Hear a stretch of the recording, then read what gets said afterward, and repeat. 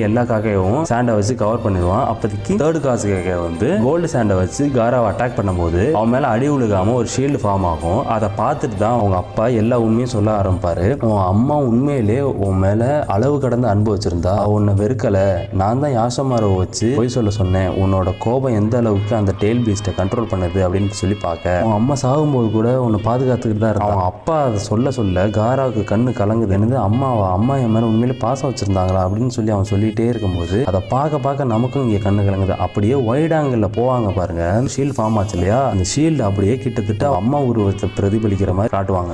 இந்த சக்தி சிகாகோவோடது இல்லை, உன் அம்மா மேல வச்ச அதீத பாசம் தான். அவளோட சக்தி உனக்குள்ள வந்திருக்கு. இத்தனை வருஷ காலமா சாண்டு மூலமா உன்னை பாதுகாத்துக்கிட்டு இருந்தது உங்க அம்மா தான் அப்படின்னு அப்படி சொல்லும் போது அந்த ஷீல்டை காமிப்பாங்க பாருங்க. அப்படியே காராவோட அம்மா உருவம் அப்படியே இருக்கும். அம்மா பாசத்தை காட்டி நம்மளை எல்லாம் கலங்க வச்சிருப்பாங்க. உடம்பெல்லாம் ஒரு நிமிஷம் செலுத்து போயிடும். Such best emotional goose bumps moment தான்.